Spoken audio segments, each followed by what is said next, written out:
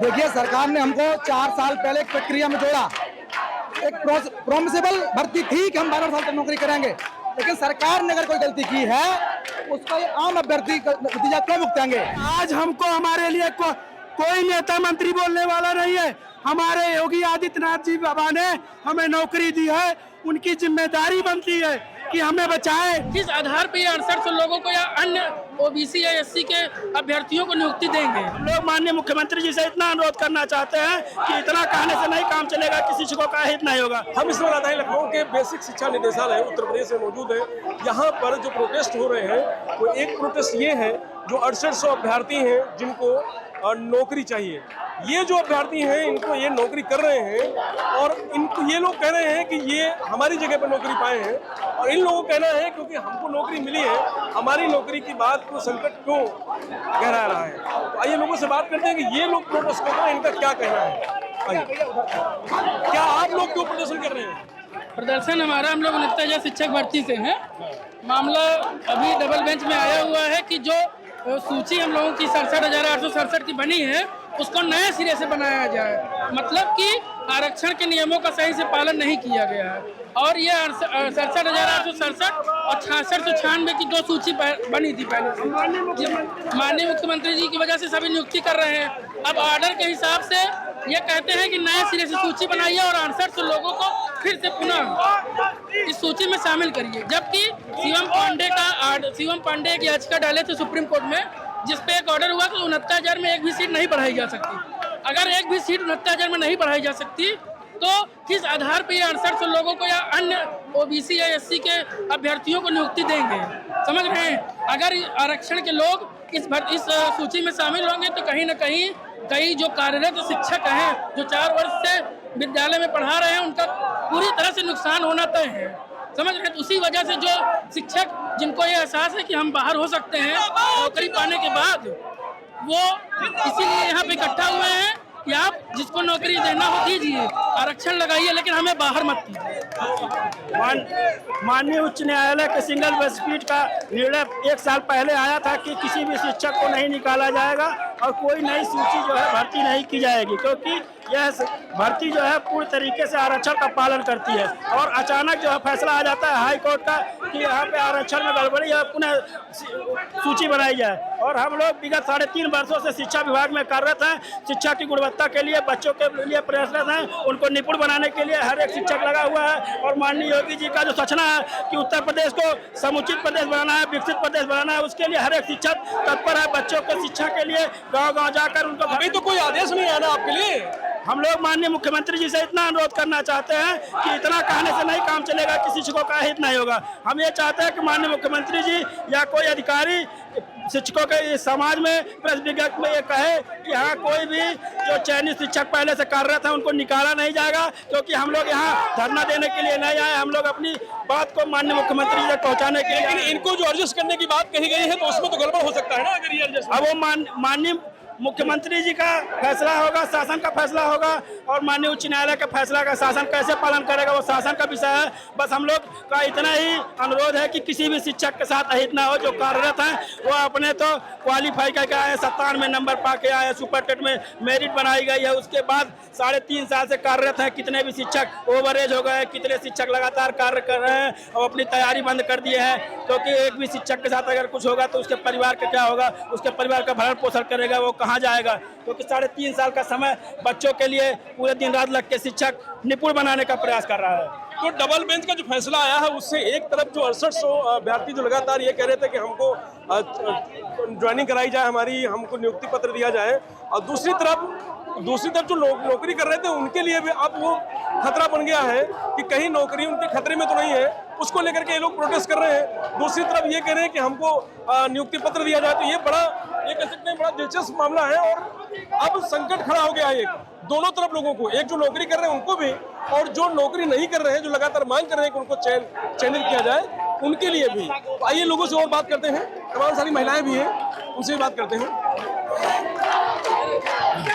क्यों आप लोग क्यों प्रोटेस्ट करना पड़ रहा है आपको? देखिए, सरकार ने हमको 4 साल पहले एक प्रक्रिया में जोड़ा।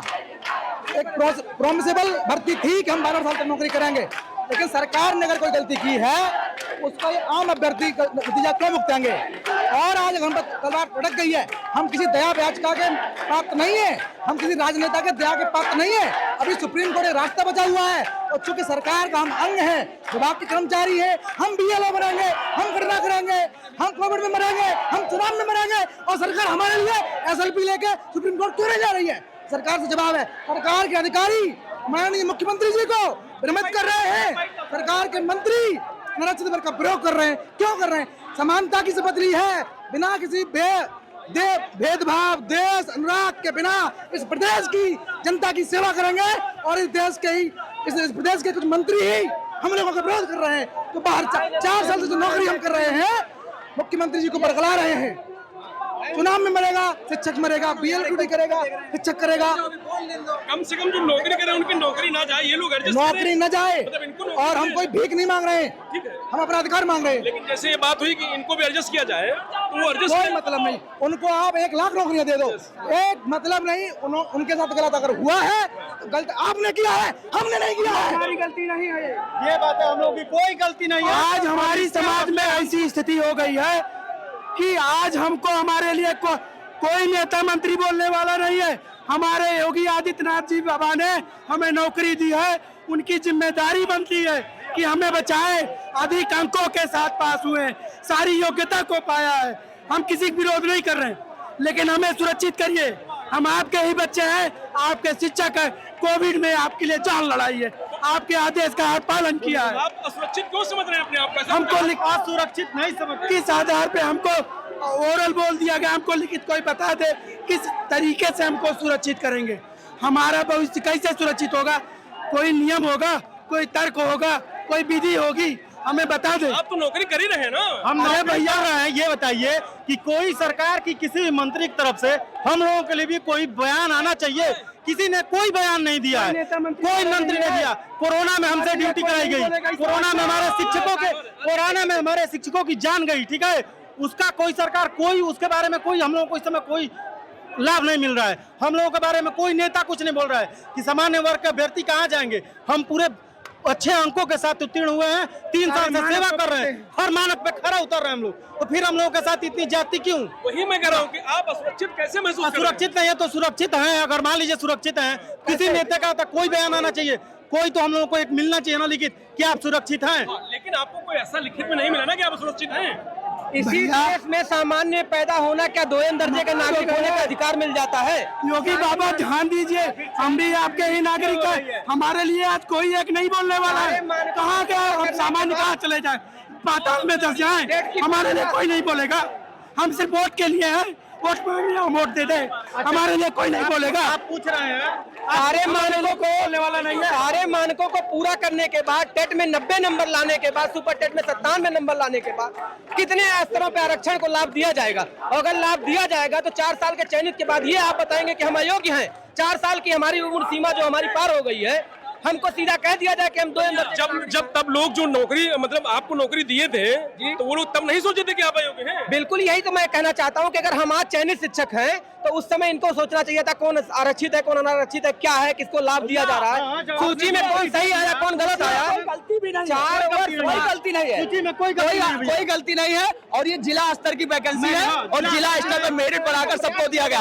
और आज वोट की राजनीति के लिए आपको ये भी पता होना चाहिए सिलेक्शन पाया, आप 50,000 45-46 हजार इनका सिलेक्शन हुआ, हम इनके 17-18 हजार हैं। आज आप लोगों को क्यों यहाँ आकर के बैठना पड़ा, धरना करना पड़ रहा है, प्रोटेस्ट करना पड़ रहा है? हम ये कहते हैं हम 69,000 में चयनित हैं, हम चयनिकों को ना छेड़ा जाए। बस जो भी आपको माननीय महोदय जी को करना है वो अपना करे, लेकिन हम चयनितों को ना छेड़ते हुए। आपको कोई आदेश आया है कि आपके लिए खतरा है नौकरी का? कोई आया तो है नहीं। आदेश हमें वही हमको लिखित दे दे बस कि हम चयनित हैं, हमको इसके छेड़ने आप तो नौकरी कर ही रहे हैं ना। तो हम लोग कर रहे हैं ना। तो हाईकोर्ट का जो आदेश है वो उच्च न्यायालय का उसको हमको लिखित दे देगा, चयनित है वो सही है, सेफ है, बस हम लोग को हाईकोर्ट निर्णय में ये कहा गया है कि आपकी नौकरी जा रही है, ऐसा तो नहीं कहा गया है। लेकिन उसमें स्पष्ट भी तो नहीं है, ना कोई अधिकारी ना कोई मंत्री हमसे आके बोल रहे हैं कि तुम्हारी नौकरी सुरक्षित है, तुम लोगों को निकाला नहीं जाएगा। अगर ये कोई सामने से आके स्पष्ट हमसे कहे,